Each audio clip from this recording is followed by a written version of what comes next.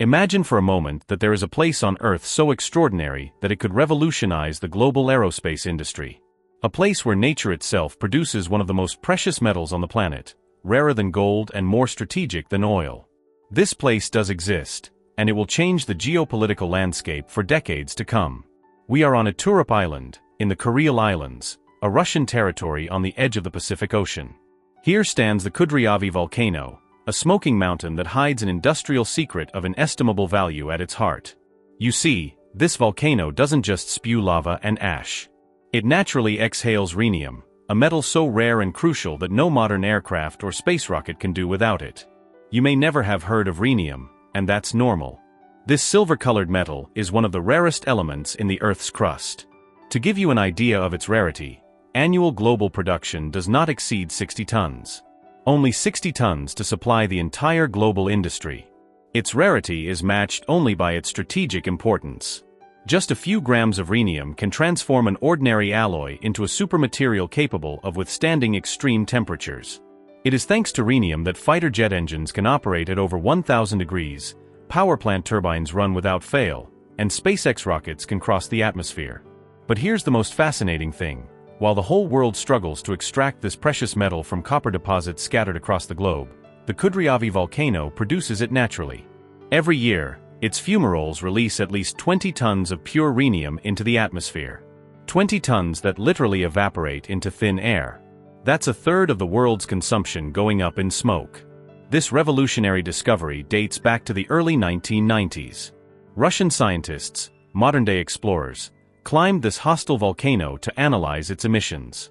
What they found exceeded their wildest expectations. In the pores of the volcanic rock, concentrated by natural geological processes, was a treasure of exceptional purity. Not only rhenium, but also indium, germanium, and other strategic metals that the high-tech industry pays a fortune for. Imagine the revolution that this discovery represents. For decades, humanity has dug, drilled, and dynamited to extract a few grams of these precious metals. And now a Russian volcano is offering them for free, pre-concentrated by nature itself. It's as if the Earth had set up its own refinery on top of a mountain. But then, why didn't this project start earlier? The answer lies in three titanic challenges. First, the hostile environment. Working on an active volcano means operating in a hell of toxic fumes where temperatures can reach 900 degrees. Revolutionary technologies had to be developed, equipment capable of withstanding this constant chemical assault. Special robots, ultra-resistant materials, and collection systems never before designed. Then there was the nightmarish logistics. Iturup Island is at the end of the world. Viol wind, recurring storm, totale isolation. How tout transport the équipement? How tout évacuate the production? Every screw, every ton of precious metal had to travel thousands of kilometers in extreme conditions. And finally, there was the geopolitical issue. The Kuril Islands have been the subject of a territorial dispute with Japan since the end of World War II.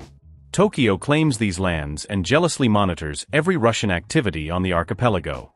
Developing a mining industry on these islands sends a strong geopolitical message. But in 2022, everything changed. Western sanctions revealed the fragility of global supply chains.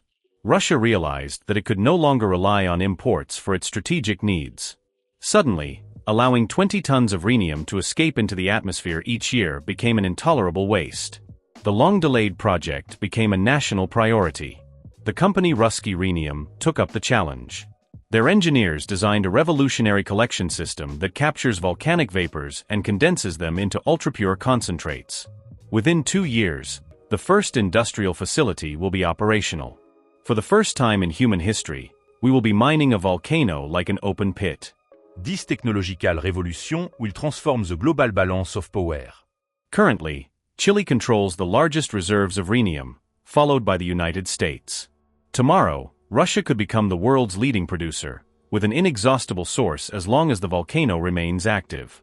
And unlike traditional mines, which eventually run out, a volcano can spew its riches for thousands of years. The implications are staggering. The Russian aviation industry could become self-sufficient in rhenium. Aircraft engines, power plant turbines, and space equipment could all benefit from this strategic supply. Not to mention that this independence could be turned into a formidable economic weapon on international markets. But this project goes beyond simple mining. It is a symbol of human ingenuity in the face of the most extreme natural challenges.